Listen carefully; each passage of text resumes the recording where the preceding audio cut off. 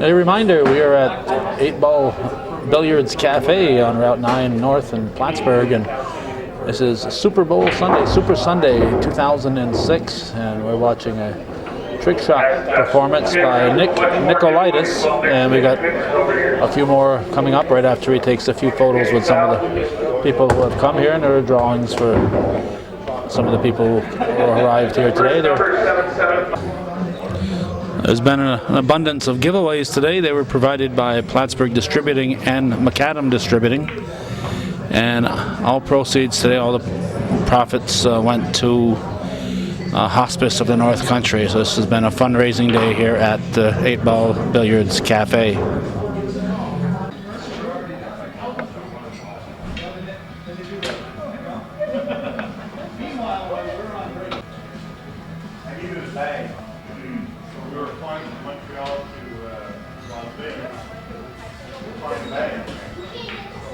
Walking by and see this field cookies. What is a cookie? You got a bag. So it's a cookie bag we picked up from this field. Worked out pretty good.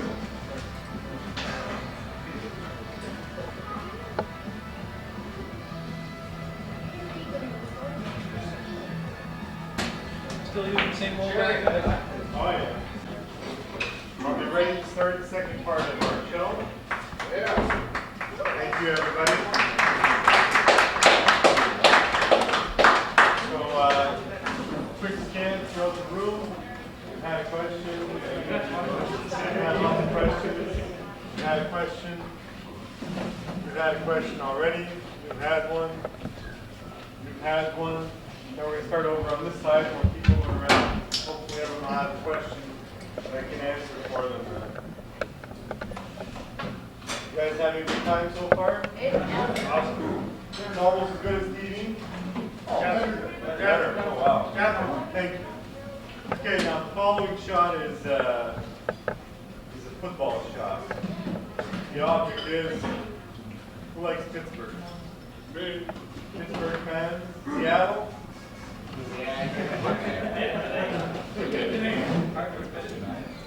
May the best team win.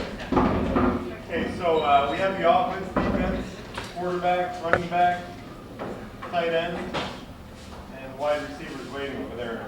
So this is a really interesting formation. So the object is very simple. Strike the one combination. 2 balls, cross side. In the bag, slip the bag, up the bag, combination, jig. However, 2 balls got to initiate a chain reaction effect. After striking the 1, go to the 5. That's yours. Striking the 10, moving the 10 out of the way, so moving over. 5 hits the 7. Hits the opposite ball, moves over, so on and so forth, creating the chain reaction all the way to the end. And hopefully, if we're lucky, pull it off on the first shot, not like on TV on the second. So.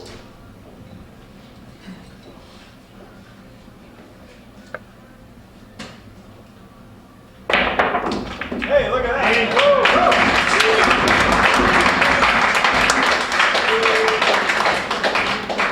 was a little fast, but the camera picked it up, so you guys gotta stay tuned to really see it in slow motion. Alright, so what I'm going to do is I'm going to do about 10 shots in total, and then I have some special requests, and I'll finish it off with another 4 or 5 next quick tricks.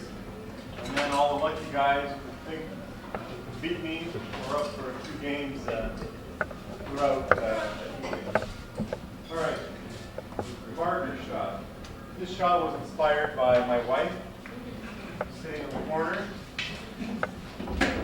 Nice smile on her face, enjoying her tea. You have a question ready, Nick? You have your question ready? No? You have a question? Come back to me. Yeah, I got a question. I know talk about like body mechanics. It's math.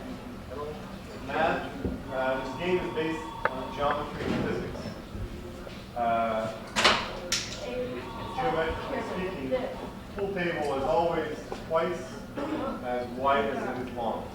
If ever you look at the pool table over there, it's 3 by 6. And you can move over. There's another one over there. It's 7 foot, but it's 3.5 feet wide. It's always half or long, twice. One here is 9 by 4.5, and you have 4 by 8. So whatever the length would be, the width will always be half. The only difference here is that the balls are actually 2 1/4 inch. They're the same on all the tables, but the smaller the playing surface, the shorter the ball has to travel, thus making the actual accuracy of the shot less. Example, if I wanted to make this shot from the center of the table to the corner pocket, the angle is about 2 degrees. 2 degrees, it has to travel approximately, the cue is 58 inches long, so you can imagine it has to travel about 56 inches. That's from the center. If we were to do it on the middle table over there, there's a small table, it's 6 by 3. The ball will travel, we have to go only this far. So if you take 2 degrees, but a small one sits right on the spot, very small, and medium is the yellow.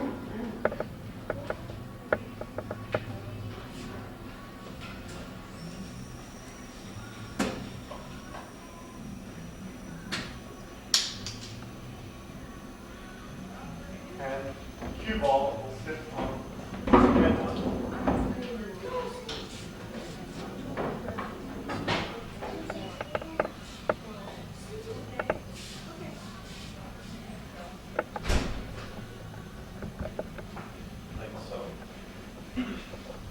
The object is very simple. Strike the cue ball, propel it into the air. As it's being propelled into the air, it will crash into the 4, splitting the 4 into one side and the 6 in the other. Now here's the problem. I'm actually too short to do this. Even if you're really tall, you have a lot of problems. I can't really bridge my cue. So what I have to do is add an extension to the cue.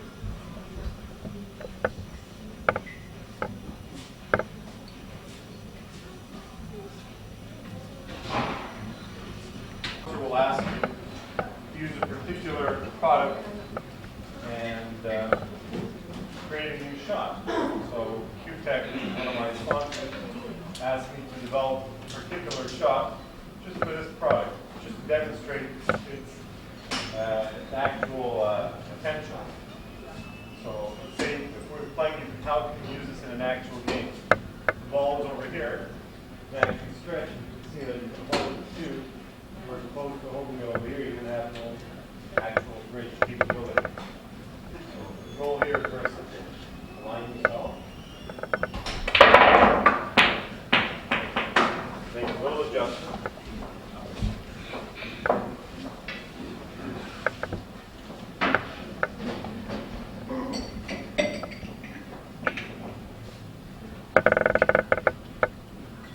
Is it important that those be at different heights, the yellow and black pins?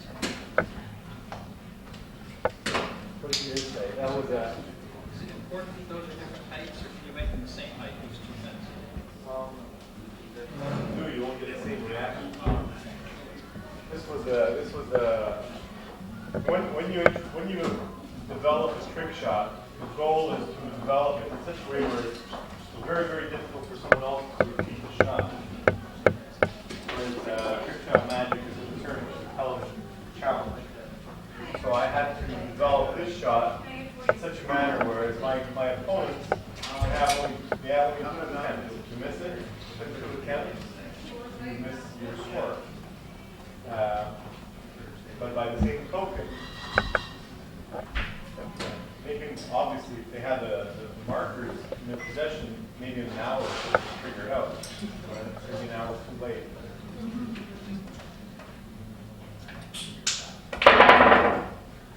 Okay. Right. You close the nose part.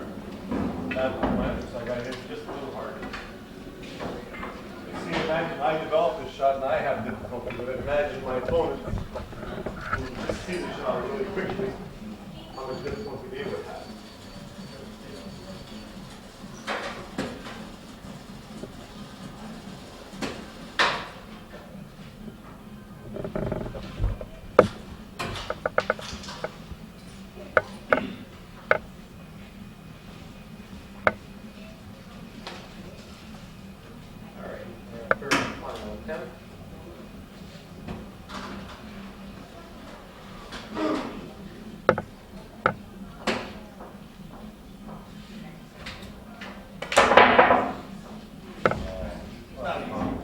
I got robbed.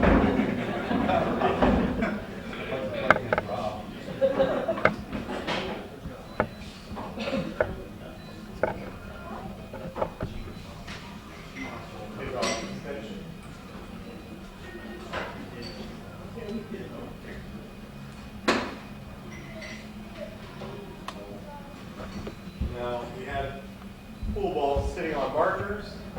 Now we're going to have pool balls sitting on a coin wrapper.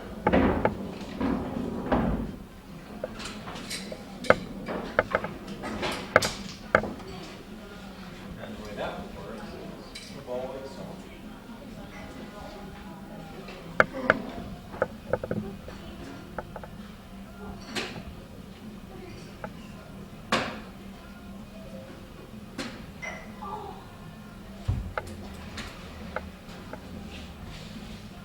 This is a really funny shot.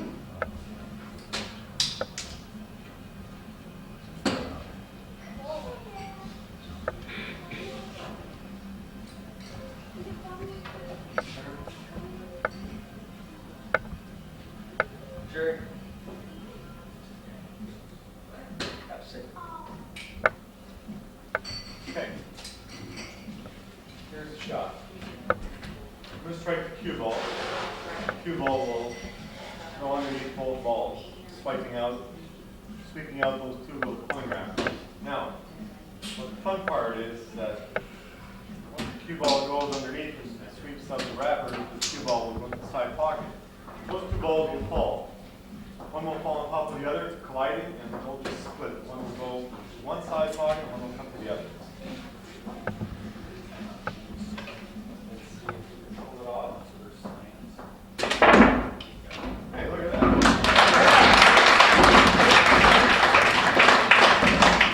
Cleared the table, too. Huh? Cleared the table. Oh, yeah. Kenny, you got your question ready? When you use draw, Yes. how low do you hit? That's a good question. When you use draw, how low do you go? First of all, it depends on several things. If you want to draw back just a bit, you don't have to go that far. Always below the center of part one. If I were to use a strike, just so you can have some sort of visual indication. Center is here, you have to go below the center, part one.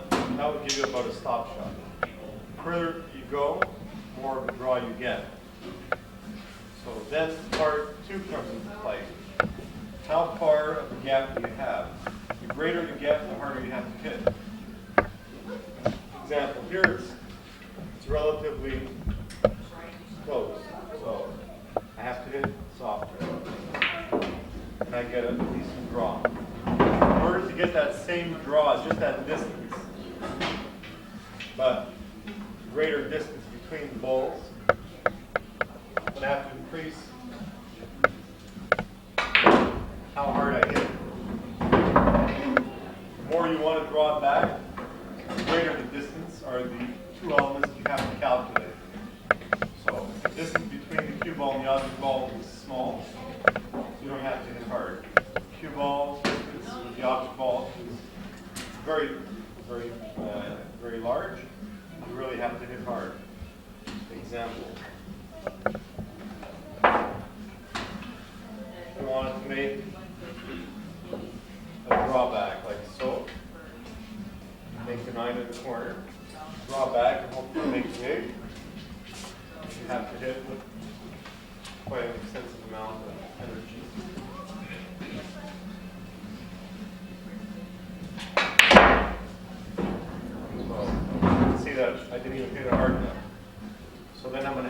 change my strategy and go even lower on the cue ball. Hopefully I can get the cue ball to spin even more.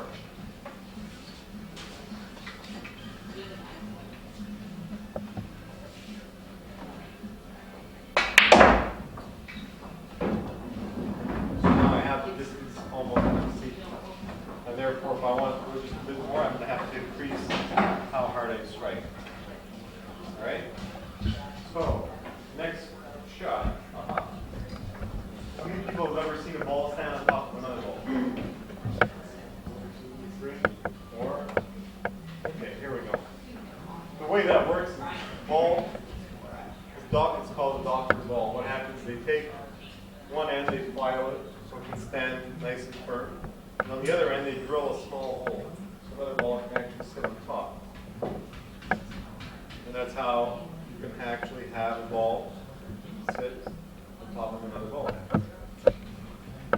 Here what I'm going to do will be the following. I'm going to strike the 8-ball in the corner. And the cue ball will travel the 1, 2, 3 cushions, come back down to the same 9, just standing on top of the 3.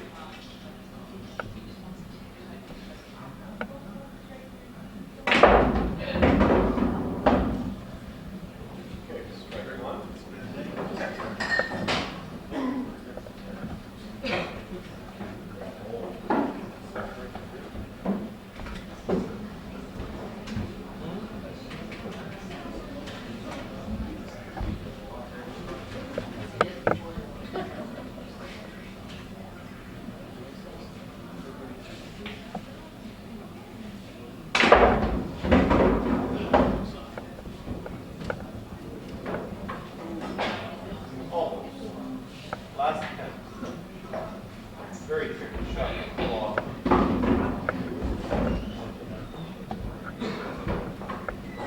Here next. Got a question ready?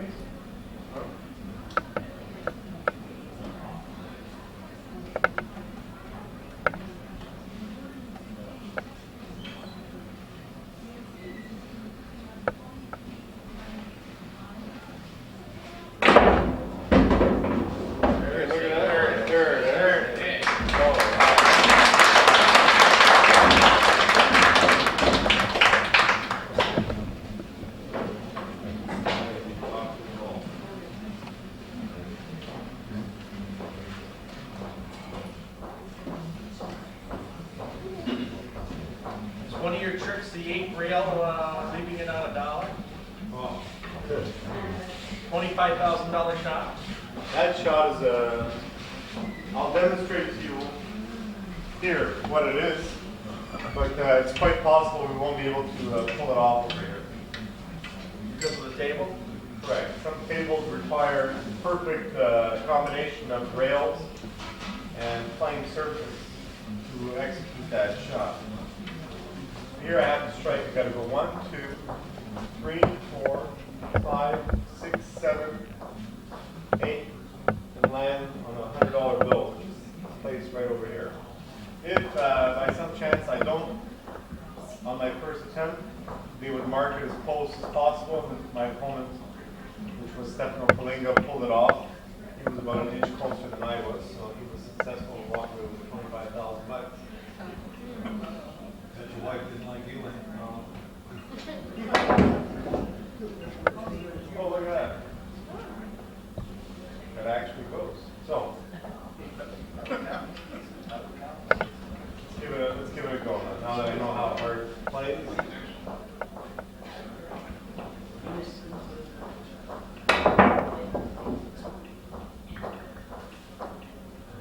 So that would be 7. This would be 8. If it goes a little more, we wind up on the $100 ball. Okay. Definitely wouldn't let you help that out with No, unfortunately not. That was an amazing shot. Okay, the next shot. Get your question in yet? No, we're going to have to move on. Any question in the back? No, Question? No, I got one. James? All right. If you've got a straight-on shot, dead straight, and you've got a lot of green between your object ball and the pocket, Yes. what's your philosophy on making pretend the ball's not there, shooting your cue ball straight for the pocket?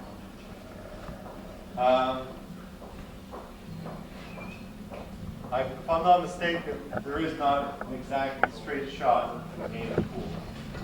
If you look at the mathematical equation, it's slim and next to none. Okay, you got one ball, the 8-ball, it's gotta go in, and you're down here. The 8-ball is up in the middle, and you gotta put it in that pocket as straight as an arrow. Instead of concentrating on the 8, you concentrate on forgetting about the 8 being there and shooting your cue ball toward the center of the pocket. As soon as I finish this shot, I will setting it up. I'll explain it. Give you an answer to that.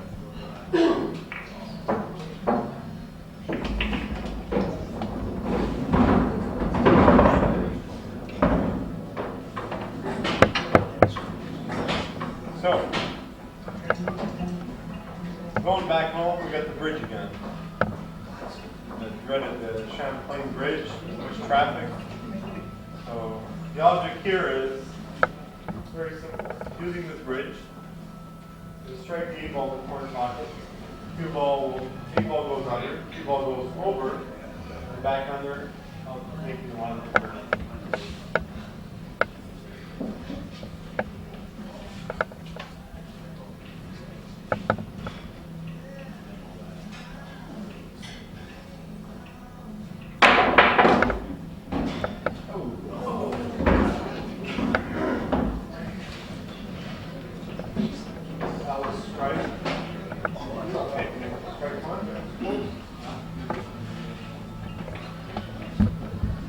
Strike 2 coming up. Oh, strike 2. I'm going to make it.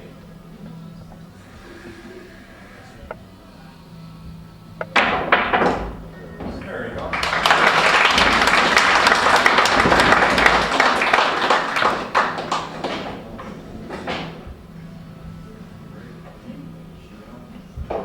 So, we have Jay's shot.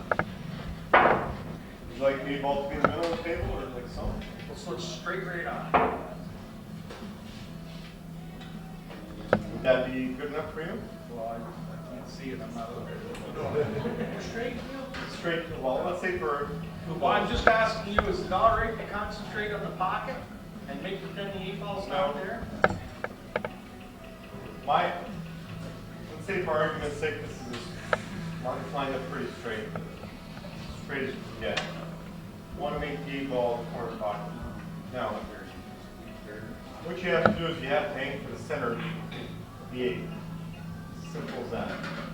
Once you make your line of aim, let's see that you want to aim for the center of the 8. Here's an old man's trick, which very, very rarely circulates. I'll let you know what it is.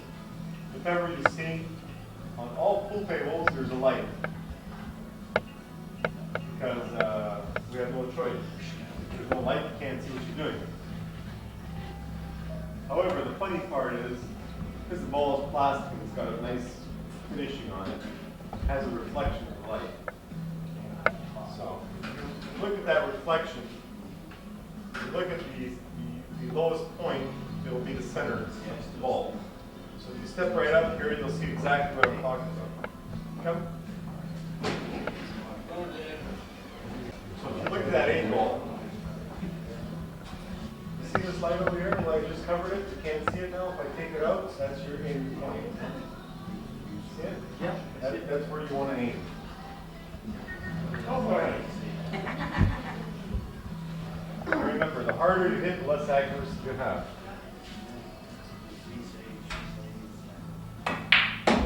Look at it.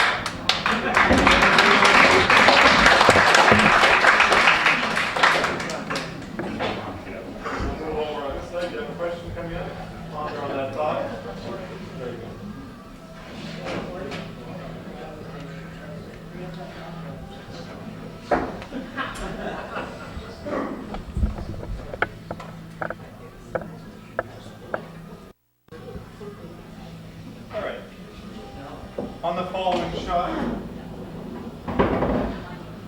I will stick 3 balls, the 1, the 9, the 5, and the cue ball will cut across the table, sink the 14. Shoot it from the middle of the table, right to the 1. The 1 will hit the 9 opposite side pocket. The 1 ball will cut across the table here. Cue ball at contact in one will jump into the 5, hit the 5 to the side, and then running into this rail. I'm going to put a top spin, so the ball continuously moves in a forward motion. So it will sort of help it stick to the rail like this, instead of being towards me.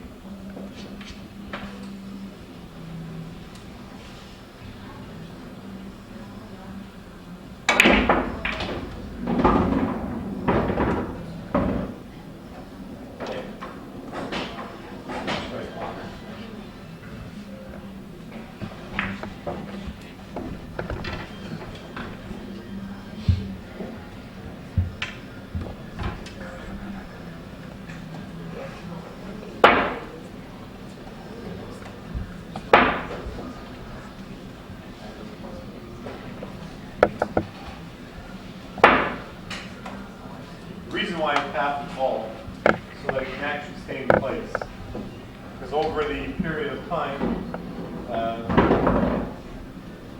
the ball jumps. Every time you strike the ball, it actually jumps. You can't really see it, but it jumps just enough. And that jump will sometimes make a small indentation in the playing surface. Not the slate underneath, but the actual material. It's very difficult to see. So sometimes if I were to place the ball here, it would shift just slightly, and thus making my trick shot a little more difficult. So I will take the other ball, tap it in with a little hammer, and it makes it stick around the other balls much easier.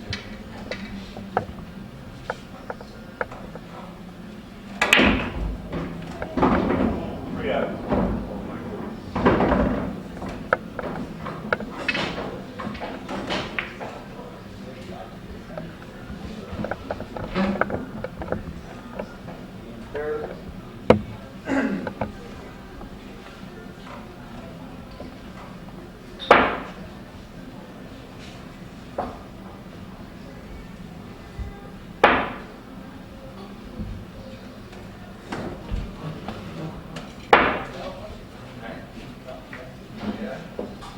Okay, last shot. Last attempt at this shot.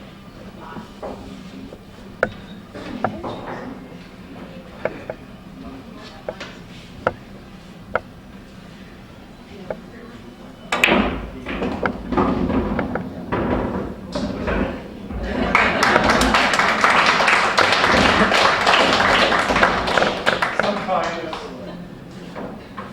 take a look at the opening of the pockets.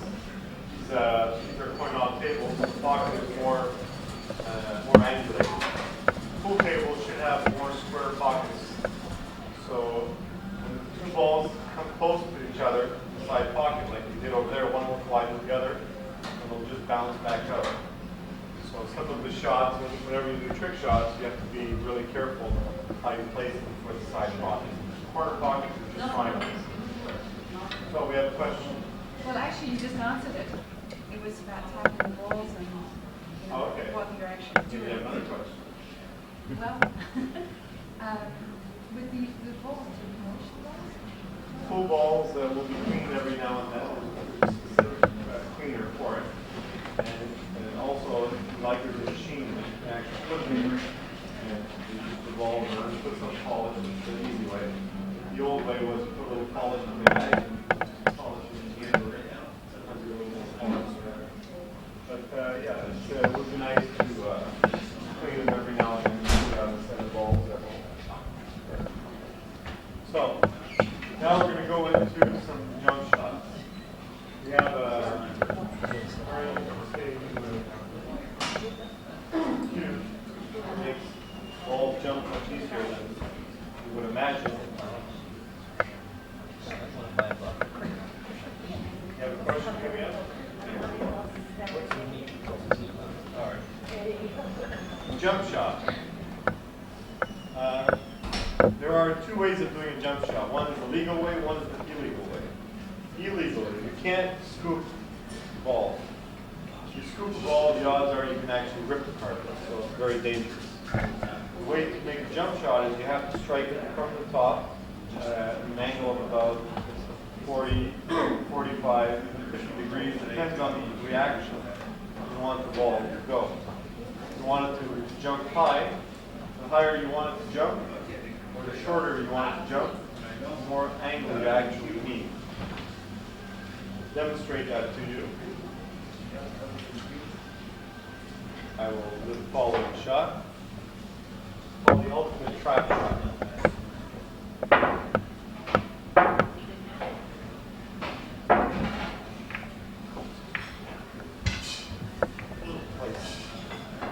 Place the 8 ball here, horse box. 2 ball here. Now a whole bunch of balls are going around it. Like so. Now the object is to jump the cue ball out of that trap. 6 feet. So the angle of approach is this. As you can see, I'm at about 80 degrees.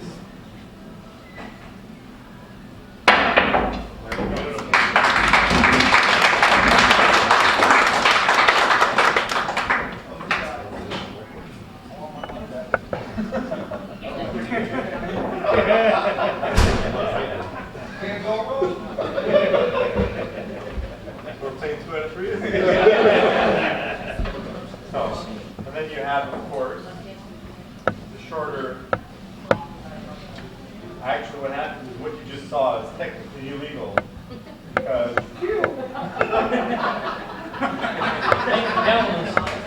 Don't try that because later. the cue length itself has to be 40 inches. For a legal jump cue, it's got to be 40 inches. The shorter than that, it's illegal. So this would be a legal size jump cue. And if I wanted to jump over, simple as that. That jump was approximately, if we do a comparison now with 3 balls, now let's take out 3 and go with 2.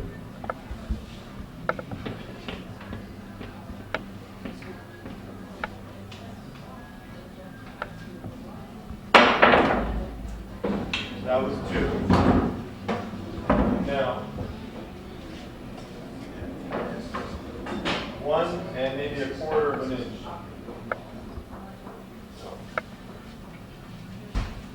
Now we're going to use what's called the dart technique.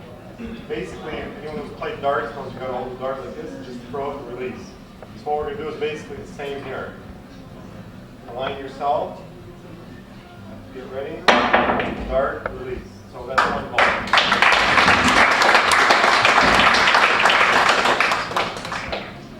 So, question. Well, you said you started when you were 5 years old. I heard father was a football player. Did you grow up in football or in the early days? I started playing games at 5. My father had a small business with like a small snack bar with tables inside. And I had 2 older brothers, which they were, I would say I was 5, one was 7, one was 9. So between the 2, they had the ability to do better than I was. They would teach me. And fortunately, I wasn't tall enough. So at the time, Coca-Cola used to come in a wooden case. My dad said, if you want to learn, first of all, you need elevation. Because I would just like basically be over the table and just shoot anything like that. I said, no. Right, right. Use a Coke case, put it upside down, and then stand on top. Your brothers are going to help you. They're going to help you hold the cue. They're going to teach you. And you'll learn to play. If you want to make a shot, get off, drag the Coke case around the table, and you step on it, and eventually it's hold it on the front. But us all have the same Yeah. for the face. Now, are they still better than you? Well, okay. Here's a sneak preview for all who've seen me on ESPN. Y'all want to know what I'm coming up with next? This is part of the shot. It'll come next year. Remember, when you're on TV, you have certain constraints. So this constraint is time. I'm allowed to implement that as a challenge with my shot. So this will be for the slower players. There are 2 or 3 players that are not as quick or as fast as myself. So I will throw the following shot at this part of the shot.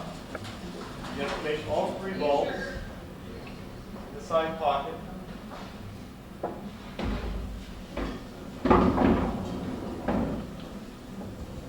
Sequence.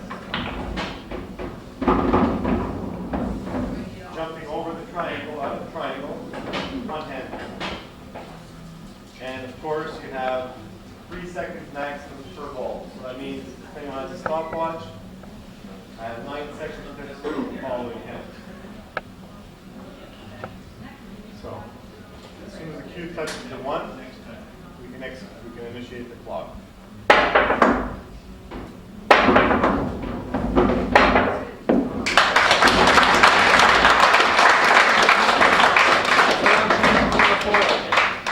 4.44 seconds to jump 3 balls out of the triangle to the side pocket. I wish I could challenge it and say, well, you have 2 seconds maximum, but the constraints provided to us are 2 to 3 seconds. Minimum 2, maximum 3. So in essence, they have a total of 9 seconds. Keep in mind, you need speed, you need accuracy, agility, one-handed, jacked up.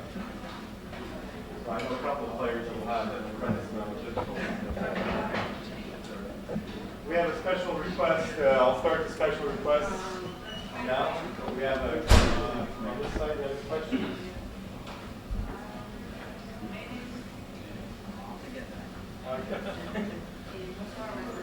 Who's your biggest inspiration?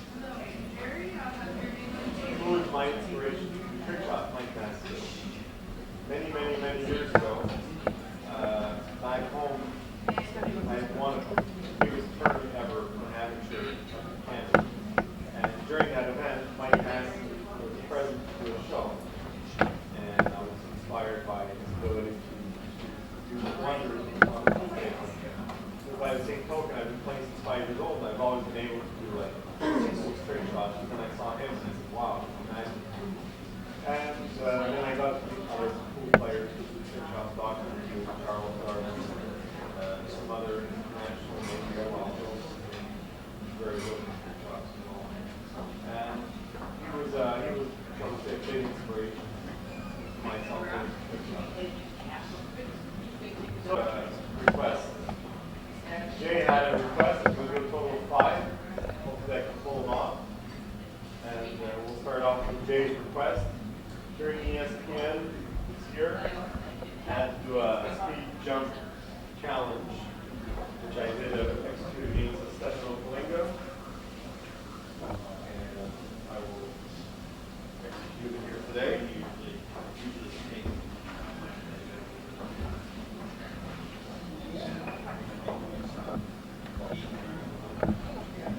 The object of this shot is to make 6 jump shots and 6 just simple shots into the corner pocket. 6 on one side, 6 on the opposite side. Obviously, incorporating the time constraint of 3 seconds per shot. So there's a total of 12 balls multiplied by 3. I have 36 seconds to execute this shot. I just added a piece to my cue. Most jump cues are 40 inches. I just added an addition of approximately 6 inches to my cue. This will permit me to actually stroke much more efficiently and effectively. If I were to do it just with the jump cue, I would stroke in a manner of this, which is much more difficult.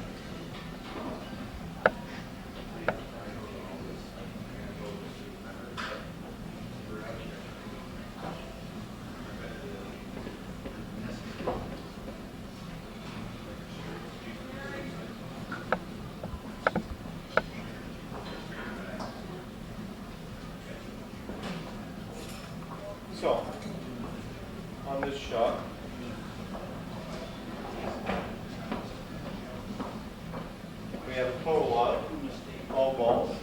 Take a look at the distance. We have a 2-ball gap over here. The balls are parallel to each other.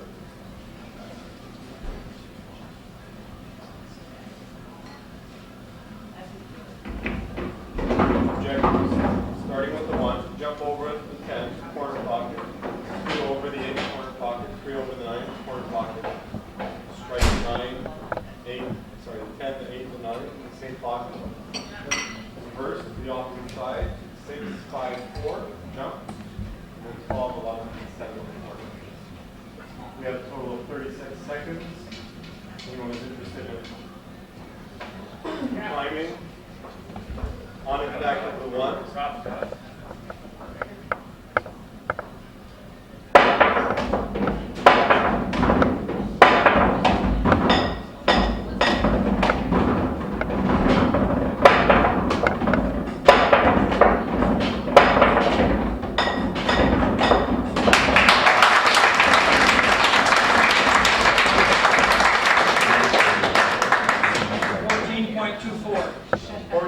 Less than half.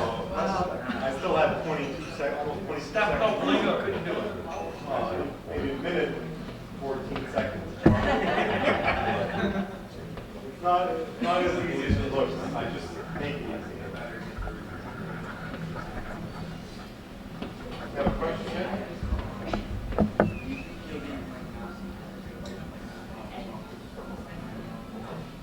For all who are interested, I do hold 2 world records. Most amount of balls pocketed in 24 hours. According to Guinness, it's 16,723. I do currently possess that certificate. However, in the year 2004, July, I did pocket 17,092 balls in 24 hours. Unfortunately, Guinness, and I do have it on 24 hours of consecutive footage, so there's no gap between the footage, overlapping footage. Guinness says to me there was no official on hand to sign off, so they're not accepting it. Oh.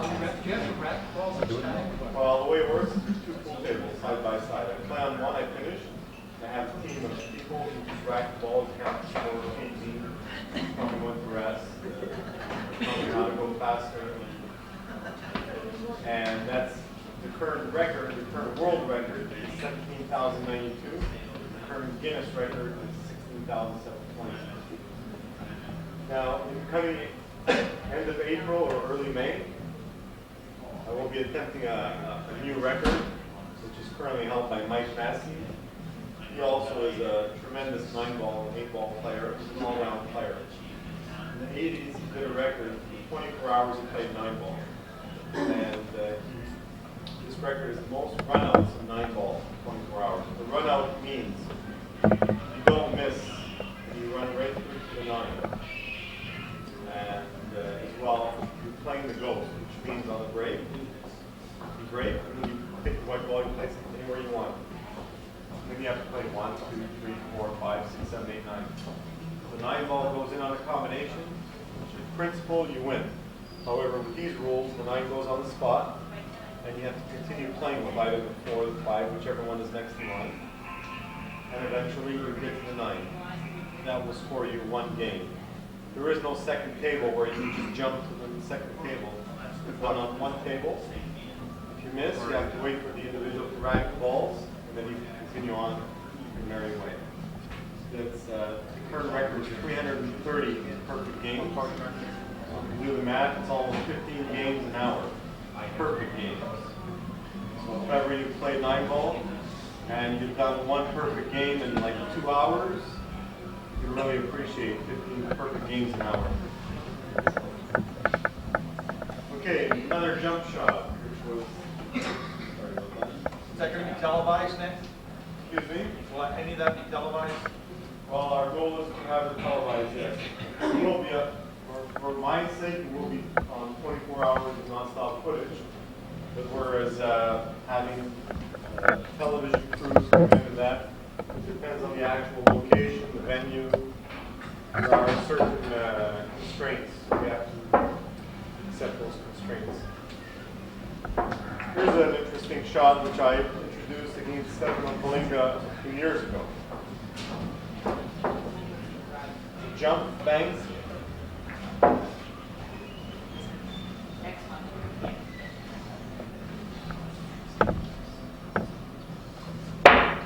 Goal here is very simple. Bank the 8-ball, side pocket.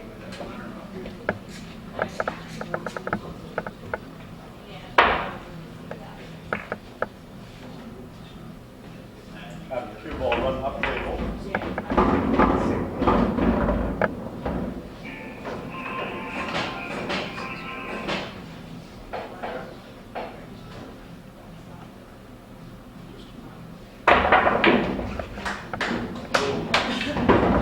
Close, close.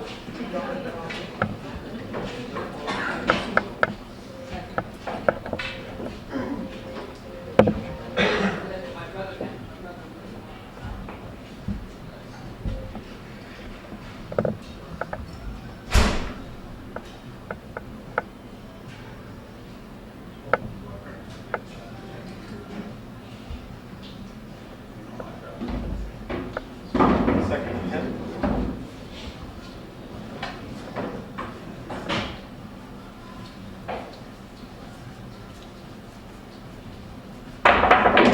There we go.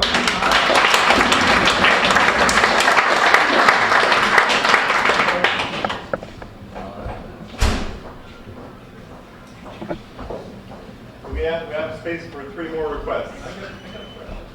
When you did the 7 balls on the top shot, can you just tell us how that shot works? Sure. This is a sort of a visual of what a current record looks like. So if you're interested in replicating it, by all means, good luck. This shot took me, my knowledge and abilities, approximately 4 months to develop.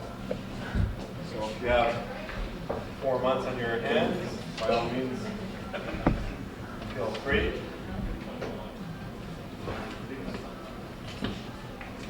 Chain reaction shot. I believe you asked about mathematics as they produce. Well, transfer of energy and how much is absorbed, how much is gained. Because the shot was based on a lot of that knowledge. So, striking the 9-ball from approximately here, I initiate a sequence of events. The 9-ball strikes the 1. The 1 will go on to its merry way towards the side pocket. 9 will continue up, initiating a second combination. 2-ball on its way, right behind the 1. 10 continues up, not to the 11, not to the 3, to the side pocket. 11 continues. 12, 4 in the side pocket. 12 continues. Even 13, 5 in the side pocket. 13 continues. 14, 6 in the side pocket. 14 continues. 15, 7 in the side pocket. And it creates, if you have a visual, whenever you see like on television what a rainbow looks like, a wave, that's what it looks like. I can't set it up today because it's National Service time. And if ever you go on my website, in about 2 months, I will have the actual footage of this shot on my website. My hopes is next year to add an 8th pair, increasing my record to 8. Do we have any requests? I got 3 requests left. You guys seen the shots on TV you want to see? The one where you curved cue ball around a rack. Oh, okay. The walk and come back. Oh, okay. All right. The one that I didn't want to leave until I was successful.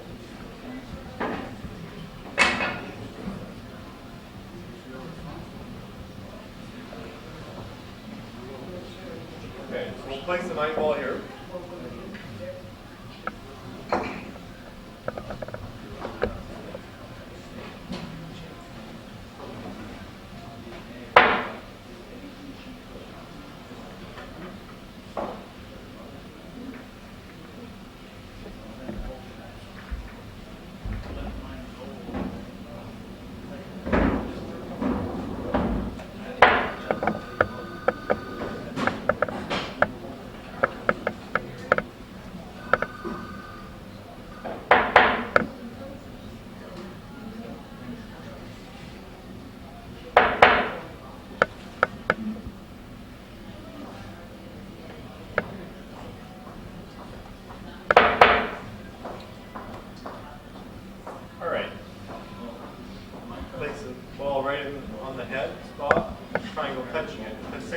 moves, the shot is no good. The object of this shot is 3 balls are lined up. You strike the line, making a base of ball, which is a 3 in the corner pocket. Cue ball will move up, move over, and screw back to the corner pocket and make a 9.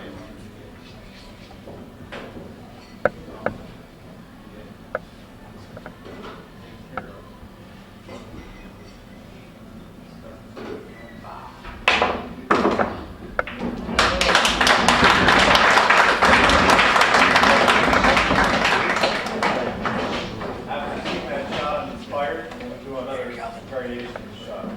Question? You're in the market to buy a cue stick. Yes. If I were in the market to buy a cue stick. Cue deck.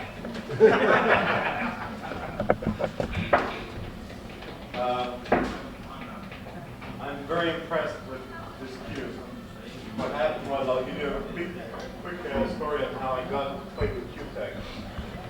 Many years ago, when I was looking into doing my world record, I was solicited by several companies, and they said, we know you're doing a world record, we want you to use our product.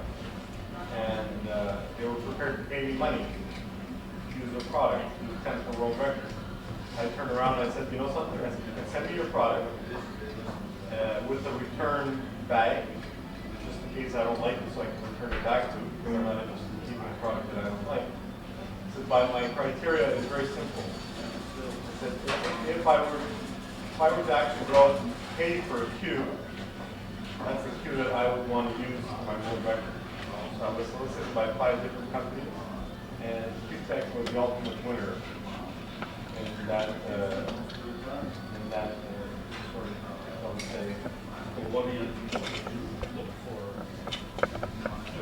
In other words, like balance, and stuff like balance, heaviness. This is the most advanced cue. Can we hold it? Take a look at the balance of this cue.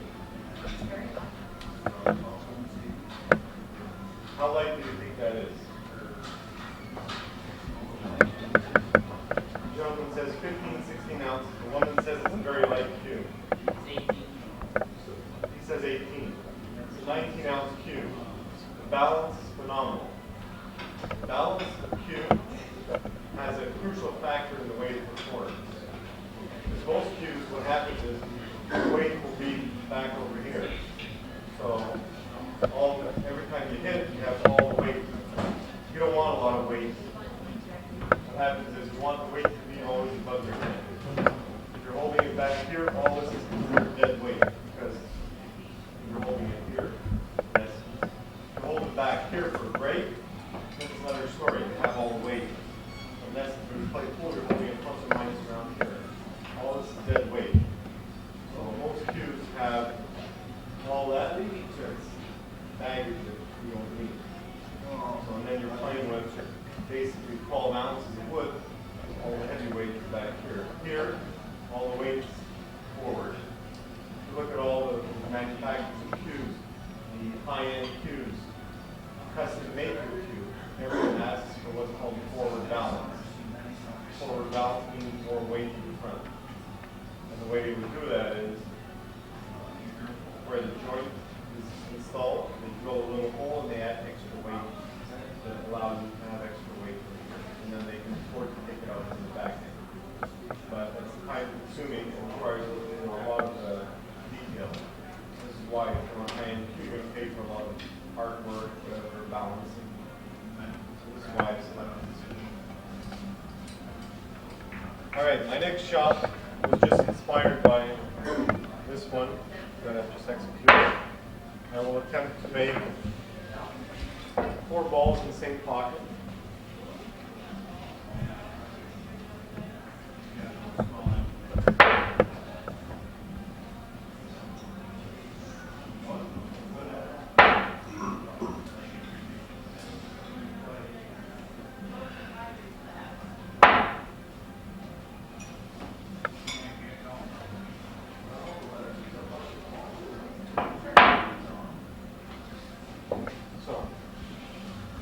Balls lined up in this home. Line ball here. me out here for a second. Jordan, my assistant. All I need for you to do is hold the rack like so to the corner. Watch your fingers in the corner pocket. Or your pocket.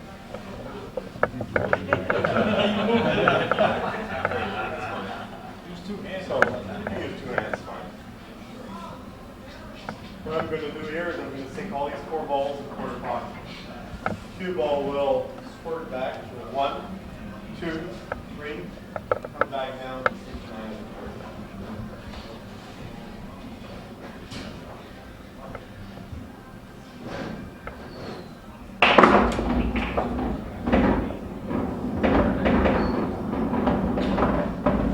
Strike 1.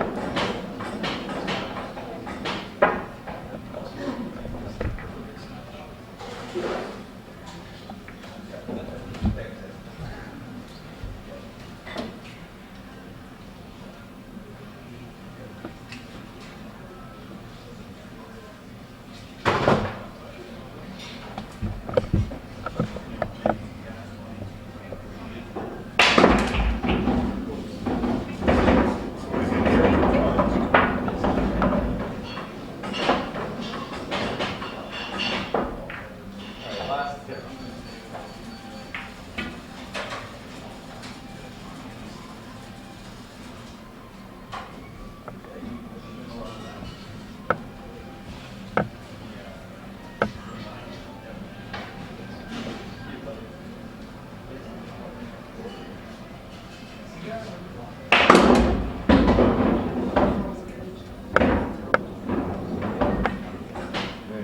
There you go. Easy as that.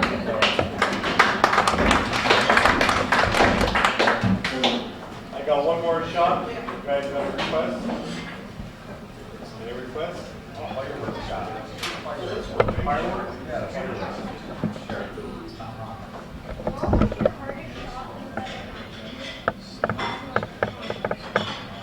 I have accomplished doing?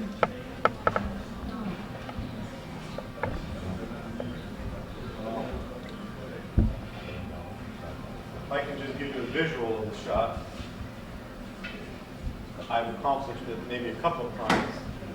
Perhaps one of the most difficult shots. If I were to shoot from here, the white ball went straight, stopped here, and then you cut across, went up table, and made the ball forward. It's what's called a masse. This shot you have to hit it vertical, and when you strike it, it spins really, really, really. Remember you watch race car drivers when they start, tires just spin like out of control. That's what happens to this ball. It spins out of control until it moves up over there, and then eventually it will catch grip, and then it just takes off and runs up table. I can't make it today because it's very, very difficult. The odds of me making it are maybe 1 in 20. So, fortunately today my quota is 3 shots per attempt. Okay, Nick, what about the Canadian dime worth 25 cents on this? All right, that's a good shot. We'll try it. We can give you an American dime. It's worth more. Well, I can remember a couple of years ago that my dollar would get me like 67 cents or something. Yeah. Now it's what, 8? It's up to 85, almost 86 cents, which is, I don't know, it's politics, you know, you gotta, certain things that you don't want to get involved in.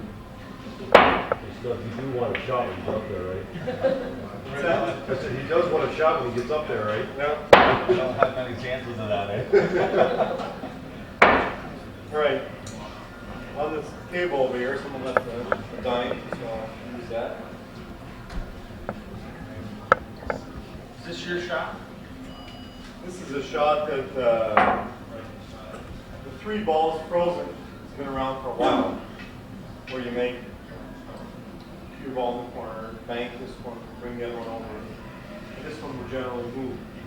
But the object of my challenge was I put a dime on top of the center ball, and I said, said, you have to make all 3 balls, but the ball with the dime on top can move, but the dime must remain on top, so it can't fall off. Because transfer of energy, there will be some vibration. But the ultimate surprise is can it actually stay there on top. It's not an easy shot, but you have to practice a little bit for it.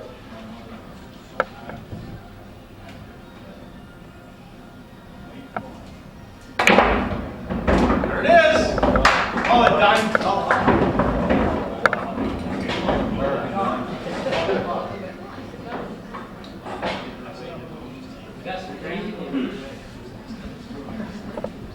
Okay, nice. Crazy glue. No, the system.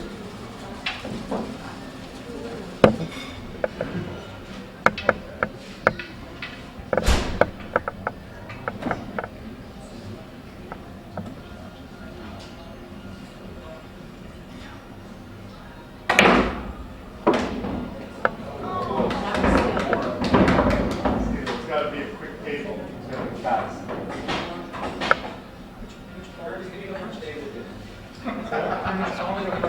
Turn the speed up on it. I'm hitting this ball, the 9. And there's a transfer of energy. And the one in the middle has got to stay.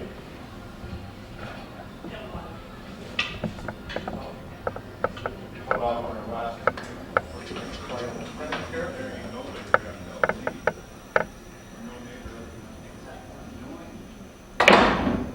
There it is. There.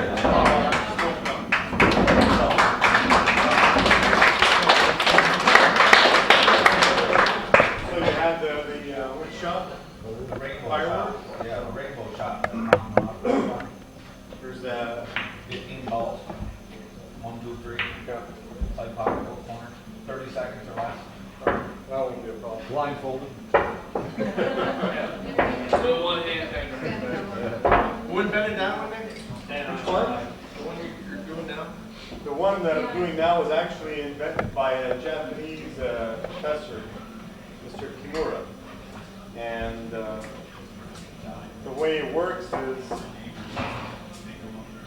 a quick setup here.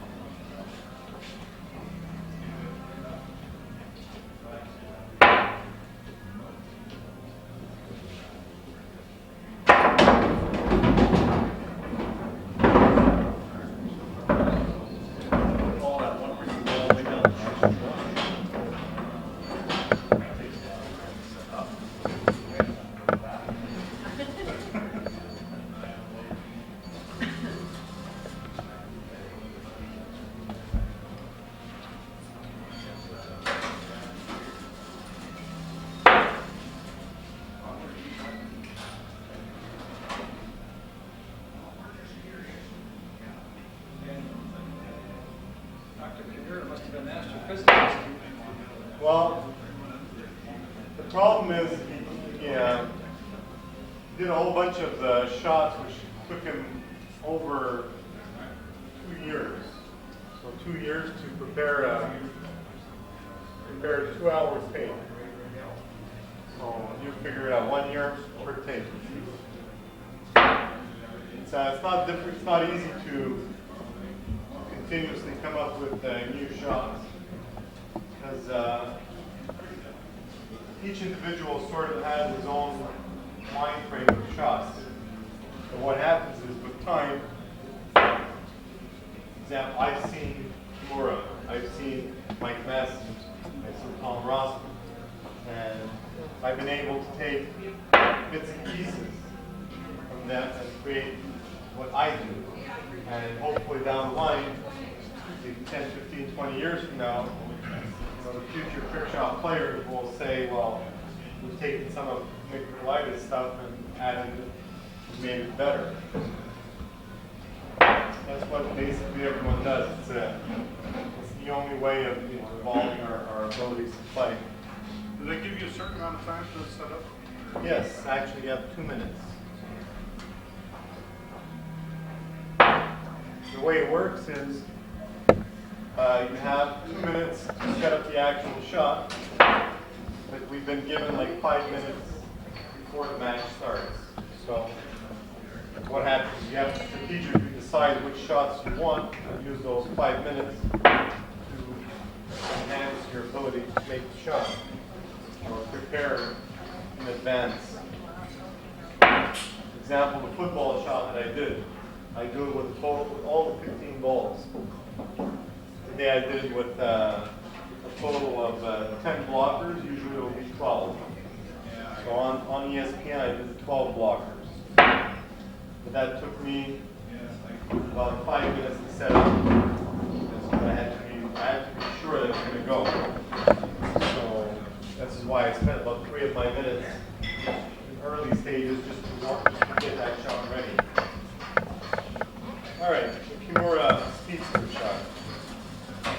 Object of the ball, strike the one, the corner pocket, splitting the opposite ball, side and corner. Work your way back, 2, 3, 4, and 5. The difficult part of this is you've got to do what's called jacked up. Your hand has to be in midair. So you have a total of 5 strikes, 3 seconds per strike. You have a total of 15 seconds to execute the shot. However, you look at Tom Rossman, he does it in about 7, maybe 8 seconds. So on impact of the 1.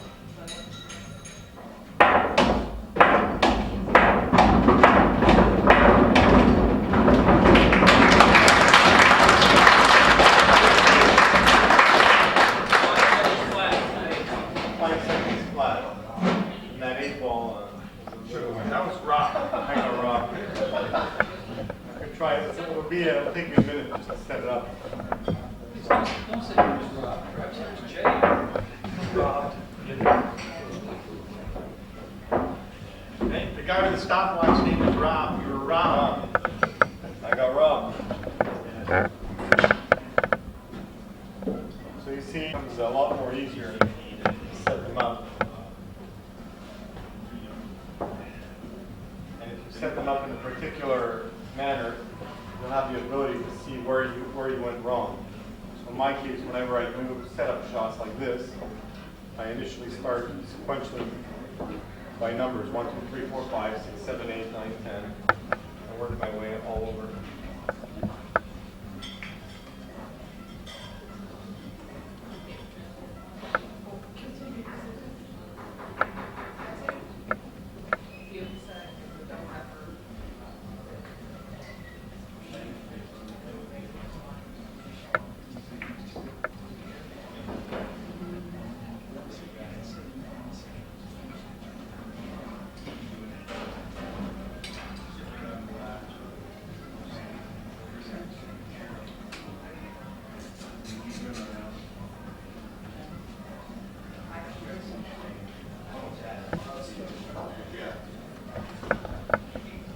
So you only concentrate on the one you missed?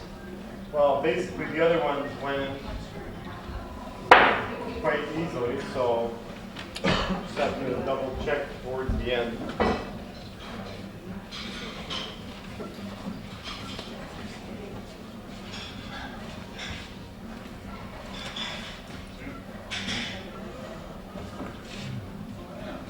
So That looks about right. Object is to be 5 seconds. And make them.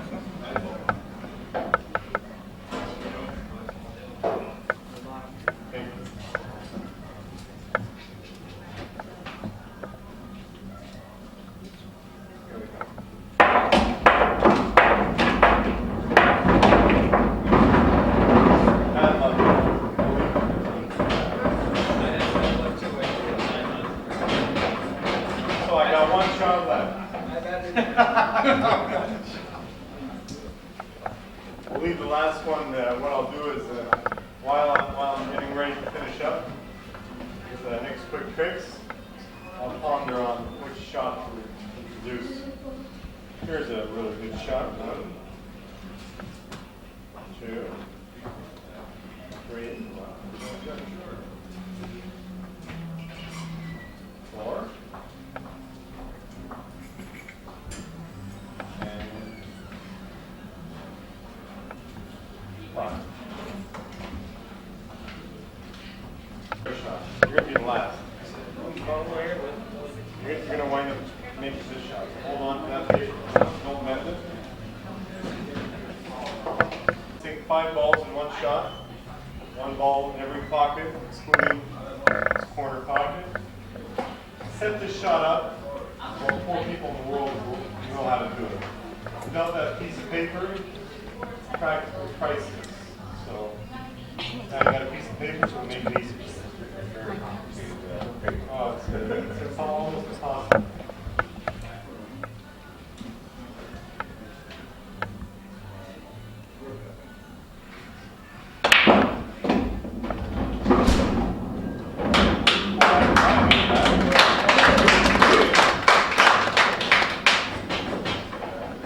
Someone with a steady hand. Bring the slug to the rail. 2 ball touches. We'll be shooting from here.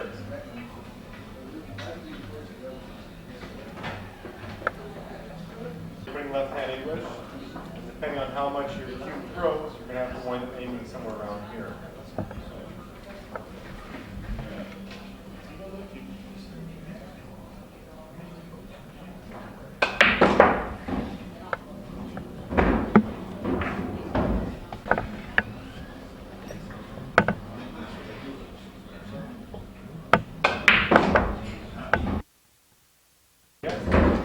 One more try. Usually it says tape here, but actually what I'm doing is sort of taping with my finger. So.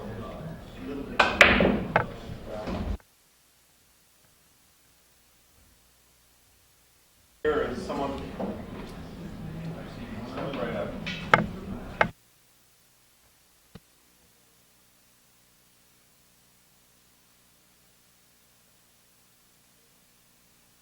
Bring the cue ball to go 3 cushions back down the table, sink to 7. Very medium hard or speed. Oh, look at that. Oh, yeah, more.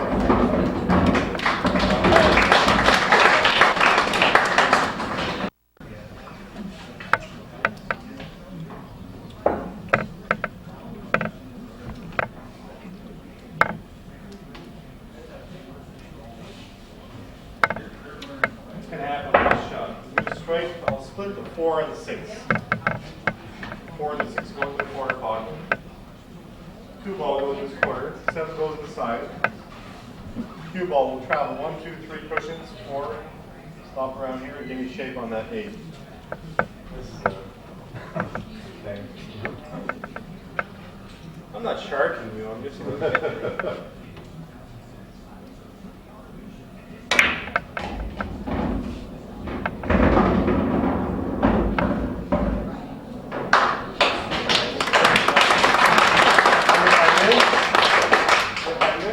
I still have shape on the 2.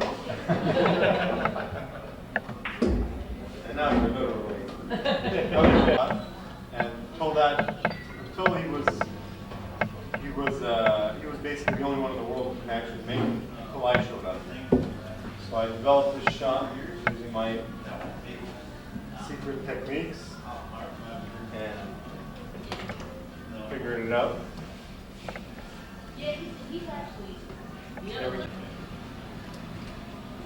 Visually inspect all the balls that should be touching are touching. Not, I have to get out a special cue. We're going to strike that 6 ball to the side pocket. Everything else is just going to explode. Not do is cue ball. Where that triangle is, that's where this point has to touch. And I'm going to give you a reference. So what you that's 6 ball. That's correct. Here's the reference right there. Move over just a bit. Very good.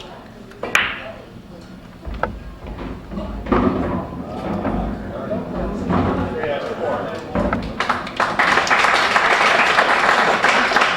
Hand right here. Give you a guide.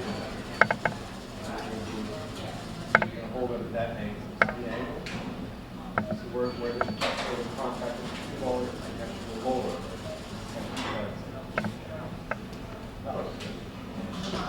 You ready? Fire away. Okay, all right, buddy.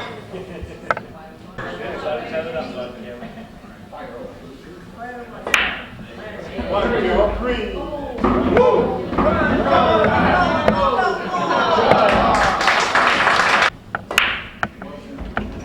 Hey, look at that!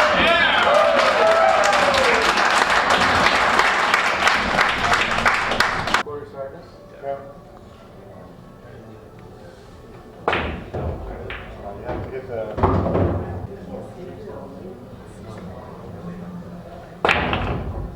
Hey, look at this! Oh my! Dave Montpellier will make the last shot of the night.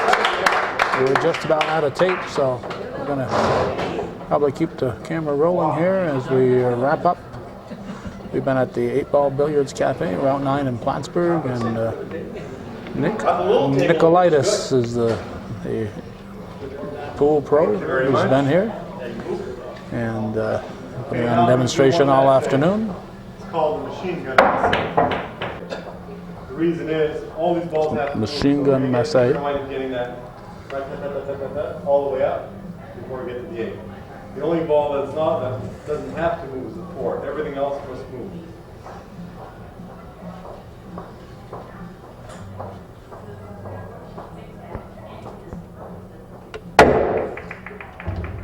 There you go.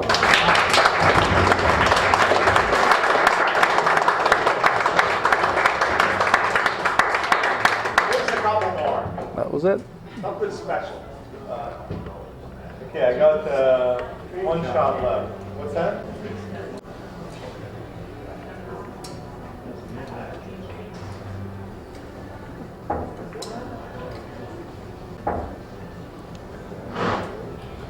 This is called the train shot. This will We're wrap going to it do a up. variation of it. It's going to be very interesting.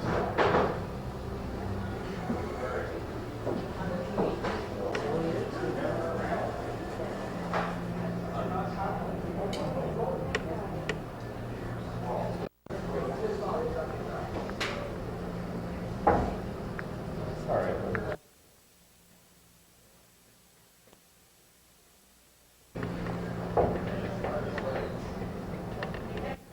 This shot here, when I'm making a whole bunch of balls.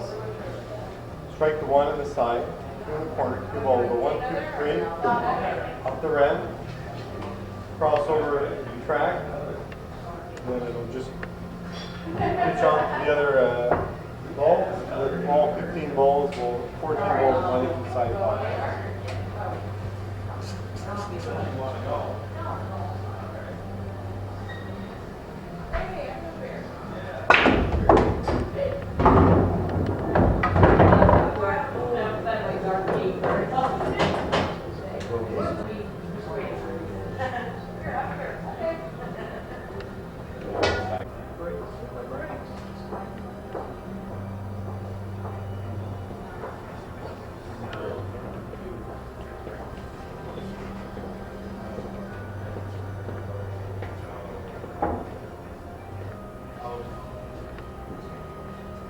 solve the problem. So, 1 on the side, 2 in the corner, 9 will go 1, 2, 3 cushions, up the ramp, hit the end, cross over, change tracks, move up, hitch onto the chain of balls. All the rest of the balls will drop to the side pockets.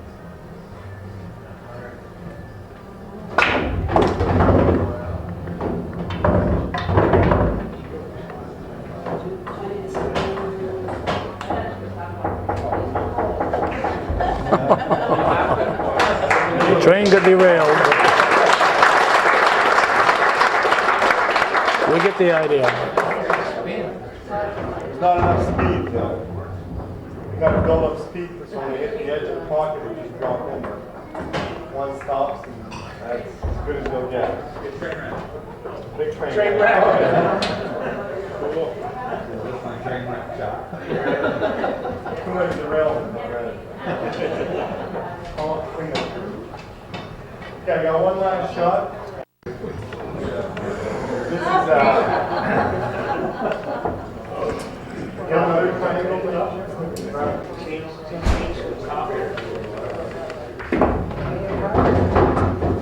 just kind of here to put a little pressure.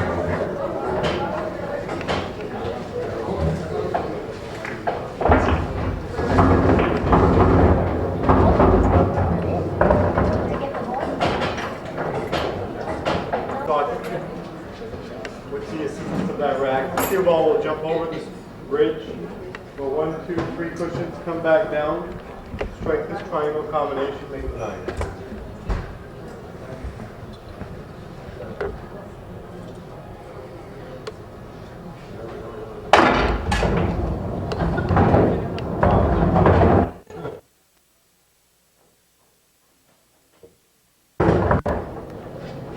Try it again.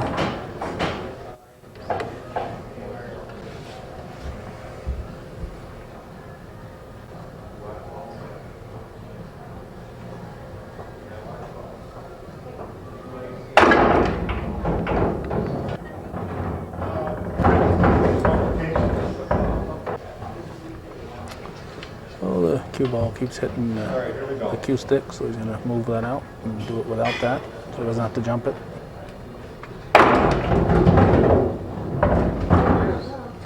There we go. There we go. Once again, thank you very much for your participation. We really had a great time. I will be playing several people That was each challenge Nikolaidis. games, matches. If you want to watch the actual game itself of 8-ball, please stick around. And that's how we spent our Super Bowl Sunday. We hope you enjoyed the Hometown Cable's coverage. And it's a little after 6. We're going to head home and see the family on this Sunday. Thanks for watching and supporting Hometown Cable. Well, how do you want to do it, Nick?